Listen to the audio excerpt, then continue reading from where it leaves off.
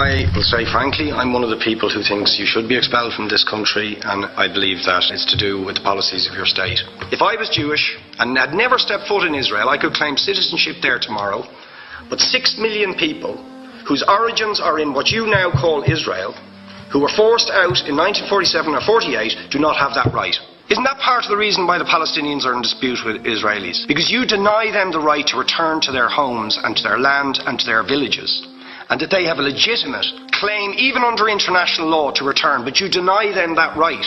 Why do you deny them that right? And why do you give that right to other people who have no connection whatsoever with the land, whether you call it Israel or whether you call it Palestine? Why do you continue to seize land, if you're serious about Oslo and the two-state solution, which under that agreement is land designated to be Palestinian land? 500,000 people, most of which has taken place since Oslo. You allow that to happen. Why do you allow it to happen?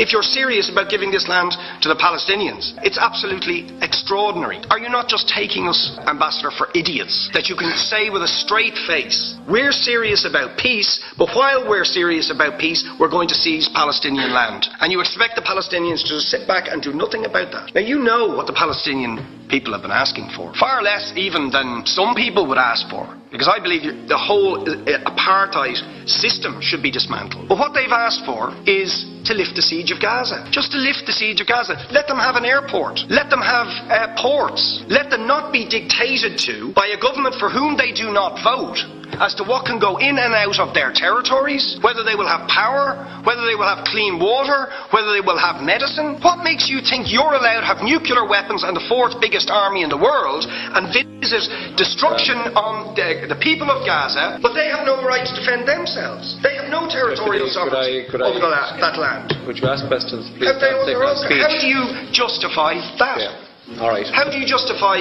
those double standards? Very lastly, Ambassador, people like Bishop Tutu, Nelson Mandela, and I would certainly describe your state as a apartheid state, with different laws for people depending on their race or religion. For example, at checkpoints going into the West Bank, there's a channel if you're Israeli or European, and there's a channel if you're Arab. Just because you're Arab. If you came into Dáil Éireann and they stopped you and said, are you Jewish? Oh no, sorry, you can't come in through the same entrance as Irish people or European people because you're Jewish, you would call that racism and apartheid. You practice that with your checkpoints and your military barriers and your apartheid wall. How can you justify